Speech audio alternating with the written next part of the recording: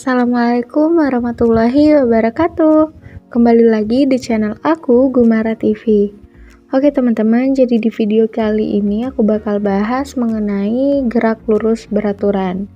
Jadi gerak lurus beraturan ini atau yang biasa kita kenal dengan GLB adalah salah satu materi fisika, baik itu kita di SMP ataupun di SMA. Sebelumnya, apa itu gerak lurus beraturan? Mungkin di sini ada beberapa teman-teman yang tahu dan beberapa lagi yang belum tahu ya apa itu gerak lurus beraturan. Jadi, gerak lurus beraturan adalah gerakan benda dalam lintasan garis lurus dengan kecepatan yang tetap. Jadi, gerak lurus beraturan ini gerakan bendanya adalah dalam suatu lintasan yang berbentuk garis lurus. Kalau misalnya dia tidak berbentuk garis lurus, berarti dia tidak termasuk ke dalam gerak lurus beraturan. Kalau misalnya kita lihat dari definisinya, akan ada dua poin penting yang harus kita garis bawahi. Yang pertama adalah lintasan garis yang lurus, kemudian dengan kecepatan yang tetap.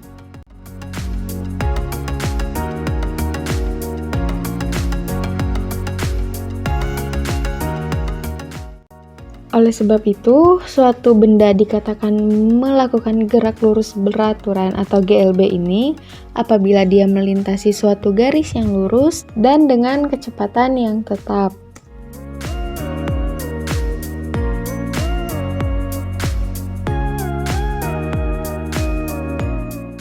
Jadi gimana sih bentuk garis lurus itu? Jadi lurus itu yang harus benar-benar lurus. Kalau misalnya dia kayak gini, yang bergelombang kayak gini, itu tidak termasuk ke dalam suatu gerak lurus beraturan meskipun kecepatannya tetap. Karena lintasan yang ia lalui bukan bentuk garis yang lurus. Bagaimana sih definisi dari kecepatan tetap ini?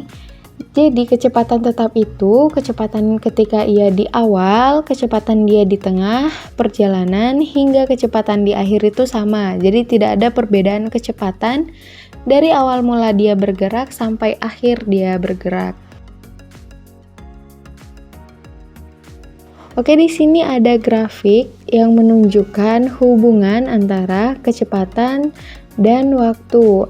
Waktu di sini adalah waktu tempuh ya. Misalnya dia bergerak dari titik A ke titik B dalam selang waktu 2 detik, nah maka waktu yang kita tinjau adalah waktu selama ia bergerak itu tadi. Jadi grafik ini menunjukkan hubungan antara kecepatan dan waktu. Kita ambil di pojok sini adalah titik 0 atau awalnya. Kemudian misalnya di sini kita taruh angka 15. Jadi ini adalah 15 second atau 15 detik. Kalau kita lihat grafiknya berbentuk suatu garis yang datar. Kenapa dia berbentuk garis datar? Karena kecepatannya dari waktu 0 sampai tadi 15 detik tidak berubah, masih dalam kecepatan yang sama.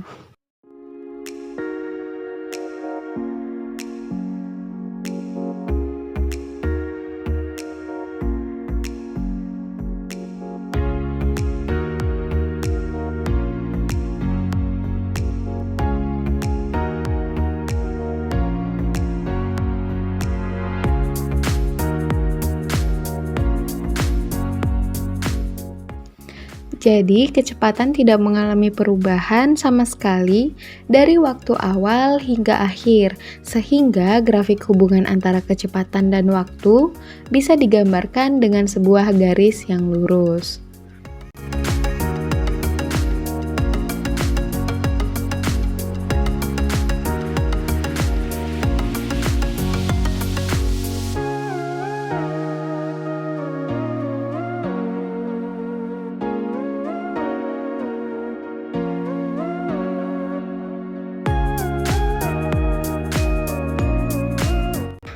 Jika tidak ada perubahan kecepatan, bagaimana hubungannya dengan percepatan? Apakah ada pengaruh atau tidak?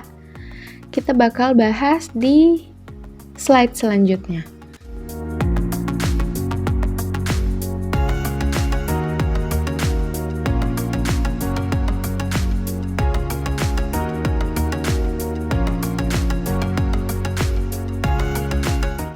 Sekarang kita bahas percepatan dalam gerak lurus beraturan.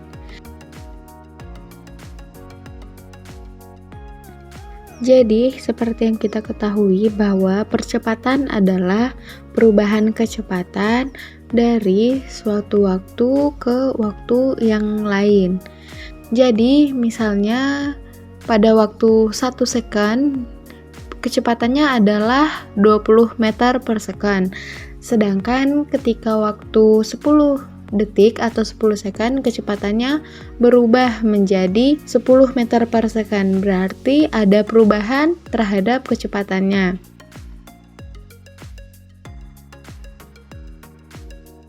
Dan seperti yang kita baca dari definisi tadi sebelumnya yang sudah saya jelaskan, gerak lurus beraturan ini tidak mengalami perubahan kecepatan. Artinya pada waktu berapapun kecepatannya itu sama, sehingga kecepatan awal sama dengan kecepatan akhir. Karena tidak ada perubahan kecepatan, maka percepatan dari gerak lurus beraturan ini adalah 0. Kemudian kita bahas jarak tempuh dalam gerak lurus beraturan.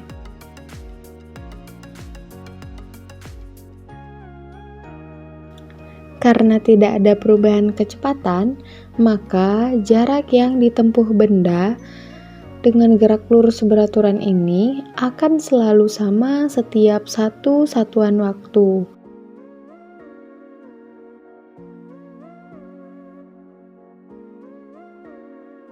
Jadi misalnya dia memiliki kecepatan 20 meter per second.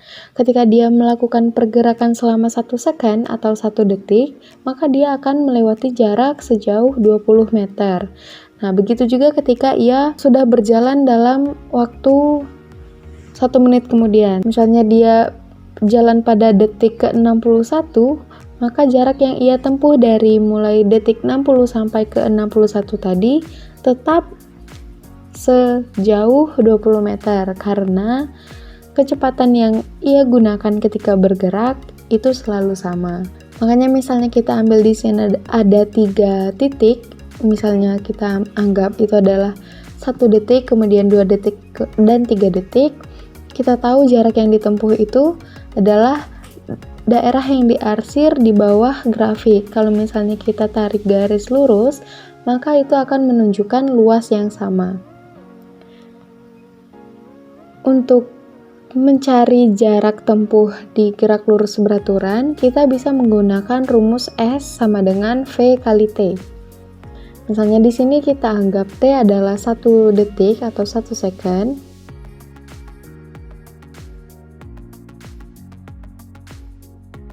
Dan V-nya bernilai sama, maka bisa kita tarik kesimpulan bahwa nilai S nanti akan selalu sama setiap 1 detik. Jadi 1 detik yang pertama, 1 detik yang kedua, ketiga, hingga selanjutnya itu jarak yang ditempuh akan selalu sama. Oke, untuk yang terakhir kita akan bahas syarat-syarat atau sifat dari gerak lurus beraturan.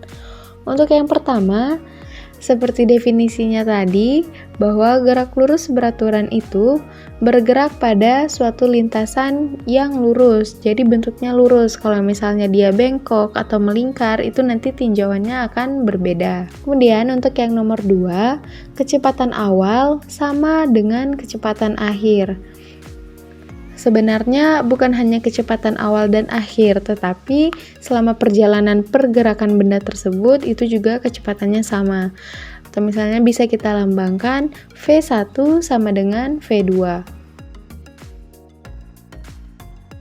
Kemudian untuk poin nomor 3, benda-benda yang mengalami gerak lurus beraturan atau GLB ini tidak mengalami perubahan kecepatan karena tadi kecepatannya sama, maka tidak ada perubahan kecepatan sehingga A atau percepatannya sama dengan V2 dikurang V1 sama dengan 0. Jadi percepatannya bernilai sama dengan 0.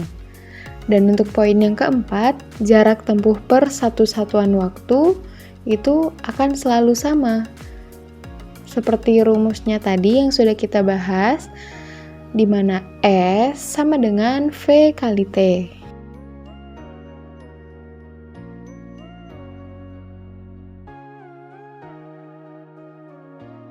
Oke, setelah kita bahas syarat-syarat dan sifat-sifat dari gerak lurus beraturan ini, kira-kira di mana ya kita bisa menemukan aplikasi atau contoh dari gerak lurus beraturan ini pada kehidupan sehari-hari? Ada banyak sekali sebenarnya contoh atau aplikasi dari gerak lurus beraturan ini dalam kehidupan kita sehari-hari, tapi kita akan bahas beberapa. Yang pertama adalah kereta api dalam suatu lintasan yang lurus. Seperti yang kita ketahui, kereta api itu biasanya bergerak dengan kecepatan yang konstan atau tetap. Jadi apabila ia bergerak dalam suatu lintasan yang lurus, maka bisa kita katakan bahwa kereta api tersebut mengalami suatu gerak lurus beraturan atau GLB. Kemudian nomor 2 adalah orang yang berjalan dengan kecepatan tetap pada jalan yang lurus. Misalnya kita berjalan di taman, kemudian kita berjalan dengan kecepatan misalnya santai sekitar 2 meter per second atau 2 meter per detik, itu kita juga bisa dikatakan mengalami gerak lurus beraturan. Untuk yang ketiga adalah kendaraan yang berjalan dengan kecepatan tetap di jalan raya dan berbagai contoh yang lainnya. Untuk contoh-contohnya ini sangat dekat dengan kehidupan kita dan mudah sekali kita cari di lingkungan sekitar. Sekian dulu video kali ini, semoga bermanfaat, dan apabila bermanfaat, mohon untuk teman-teman share, komen, dan like, serta subscribe channel ini supaya kami lebih bersemangat untuk membagikan video-video lainnya yang lebih bermanfaat. Saya akhiri, wassalamualaikum warahmatullahi wabarakatuh.